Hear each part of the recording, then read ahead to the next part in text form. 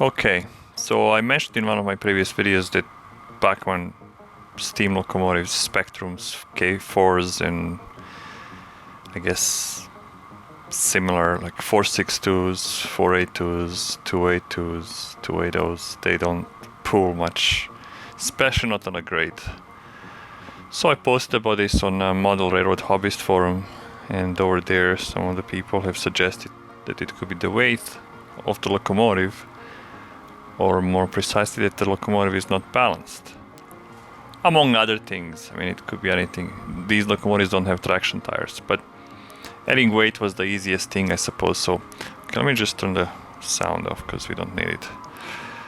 And here is a 462 K4 Bachmann Spectrum. I added 4 bolts, 2 on each side, so it's an additional 100 grams altogether. The front end is 100 grams lighter than the back end. So the back end was like 130 and the front, the back was 230 and the front was like 130 or something like that. So in any case, I've added more weight now to the front, and this is going to be a test pulling the train. We have 9 cars and they're pretty heavy. For example, that gondola over here, I mean, it has a load and that load's pretty heavy. Like it looks like it's cast resin or something, and then the rest of the cars also have some of the weights in them to bring them to an MRA standard for their length.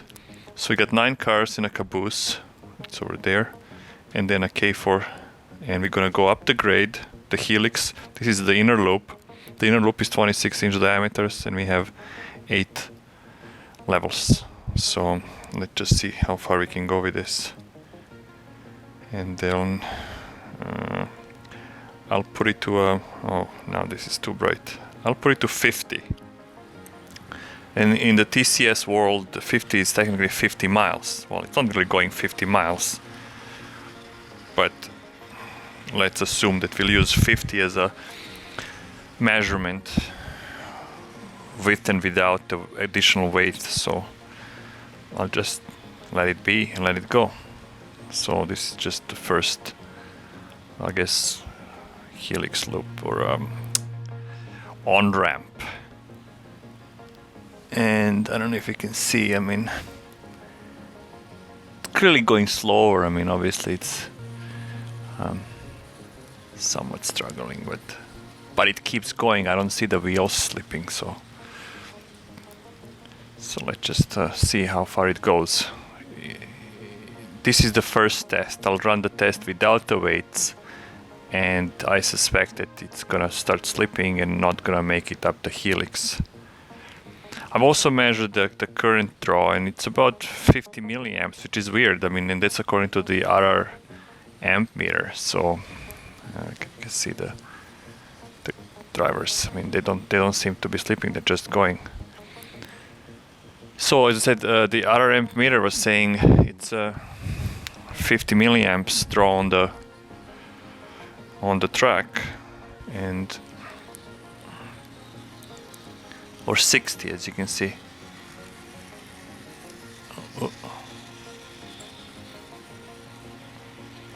Yeah, but the thing is, I actually have some of these DCC accessories which are also drawing power from the rail, so I don't know.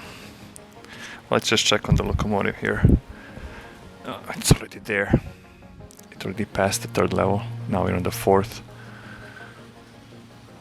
But it seems that the speed is consistent still, and I mean, we are pretty high up the helix now. So far so good. I mean, I actually ran this locomotive with this train earlier just to see what happens, and it made it up, so I'm not gonna keep you in suspense, but we'll see. I did not run it without the weights prior to this. Well, I did weeks ago, and you know, that's how I came up to the conclusion that they can't pull anything, and it was very disappointing. So right now this seems to be okay. I mean, there is a slowdown, and we are at 50 whatever speed steps or miles, whatever TCS calls that measurement, and You know, we're almost to the final loop, but no slippage. So I'll let it go, and it's gonna end up over there. So I'm going to just slow it down, because we don't really need to go all the way to the end. So let's assume that, I mean, you know, this was success. So let's just go back, and I'll go back at 50 as well. I don't think it's gonna matter, because now it's downhill. So I'm gonna pause the video. You don't need to see it go down the helix. I mean, obviously it's gonna go down, and then we're gonna start the test without the weights. Okay, so the weights are off, and the locomotive is back down weighting, and we're gonna go to speed step 50 again, if we can get this going like that. Okay, there we go. And off we go. So we'll see how far it goes.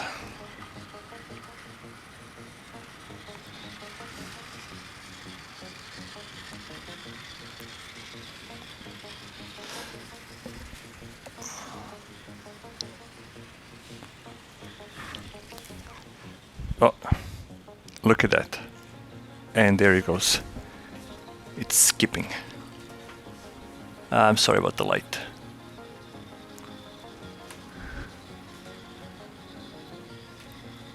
Okay, I went to turn the light on so we can see, but clearly the wheels are skipping, and that's not good. Sorry about this movement. Okay, here we go again. I mean, it's struggling, and it's definitely not pulling as fast or as steady as it was with the weights. And look, I mean, the train is stalling now, and there you go, it stalled on the second level. Didn't even make it that far. And now it's over there struggling. So I would say, I guess that's then conclusive that the locomotive is not balanced, and it's underweight at the front, and thus not really be able to pull the load that it could potentially pull. I mean, I don't know if this is enough load for it or not. I mean, it's only 9 cars. I'd like to be able to pull another 2, maybe 3. I mean, that would be nice. As I said, this grade is about 2.45 at 26-inch radius. Obviously, you have that adjustment for the curvature, so it adds up another 1.2, so it ends up being 3.6 grade, but I mean percent, but still, I mean, you know, it's HO. It should be able to pull this no problem, at least in my opinion. I guess if this was brass or maybe some other manufacturer, I don't know how BLI work. I mean, if they're any better or not, but these Bachmanns, you know, that's what you get basically. I don't know if this is a fault of design when they were designing this locomotive, that they did not account for the weight of the motor, or they somehow ended up unbalancing it in some other way. Yeah. Alright, so after the first test, I went back to the Modeler Hobbies forums, and then there was more discussion there. What happened is that, well, it was my blunder. I did not really apply the lever principle, and you know, that goes back to our committees and even before our committees. And with the way I was measuring the locomotive, you know, when you put more weight on the front, you're making the rear lighter as well that way, because if you balance it at a certain point, and therefore the 100 grams of weight that I put on the locomotive was too much. Yes, it performed really good, but that made the front end heavier than the back end. And so I went back and I simply started adding weight until both front and rear were balanced, and that ended up being 40 grams. So I've put 40 grams worth of nuts on the front over the smoke box, right? Because remember the half the boiler had those bolts there, so now there is only 40 grams over the smoke box at the front. And let's see what happens here. I'm going to again go to speed 50. Oh, I should have darkened this. So let's take the locomotive up the helix again.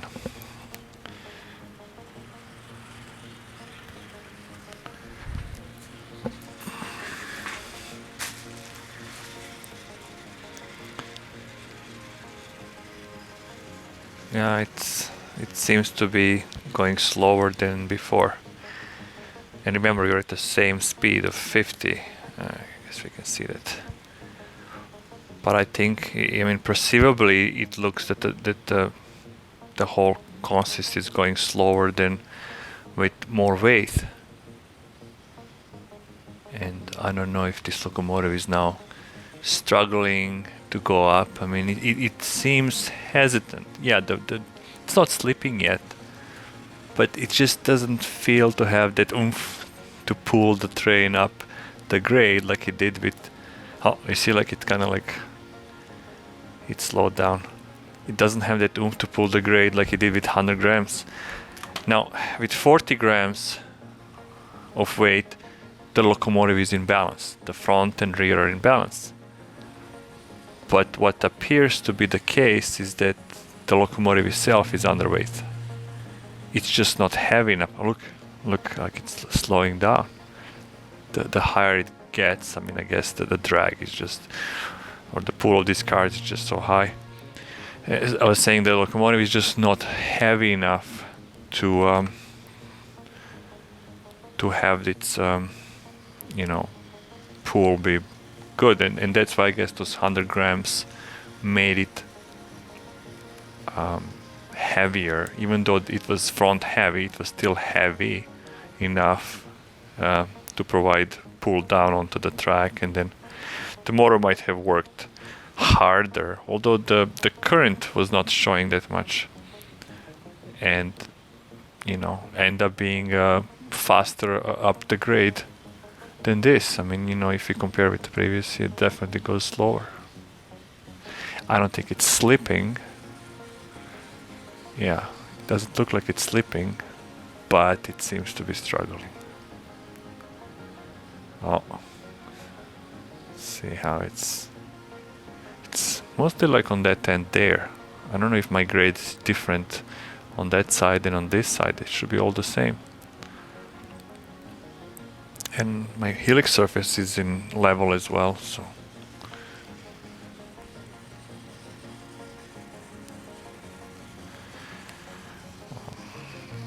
I don't know. And that's basically what it is. So the locomotive is unbalanced when you buy it, and then it's underweight altogether to be able to pull anything up the grade. So the conclusion is that you have to both balance it and weight more. But there is no room in this locomotive to weight more. I've seen in the diagram that there's just not enough room inside, because it already has the weight, but that weight could be steel and not lead, or definitely not tungsten. Tungsten is much heavier, but it's also more expensive. I'll stop it. More expensive metal. It's considered a rare metal, so we can just go back down this grade. Doesn't really matter at this point. We already know that. You'll also notice that now when the locomotive speeds up, you'll see there's some stringing happening and the cars are bouncing back and forth. Yeah, see how it's speeding up and slowing down. And I think again that's because the locomotive is underweight. Beside other things, but I think because locomotive is underweight, it doesn't have enough weight of its own to hold these cars from pulling it or pushing it, and that's what's happening. It's not sitting heavily on the tracks. In any case, we don't have to watch the locomotive go down the helix. We know what's going to happen. It's going to just end up where it's supposed to go. But there you have it. There it is. I mean, I don't know what the solution is. I guess make the locomotive out of metal. So brass. I have to look into BLI, I suppose, to see if BLI has better performance. They say they're die cast, so hopefully you found this useful and you can draw your own conclusions out of it. Thanks for watching.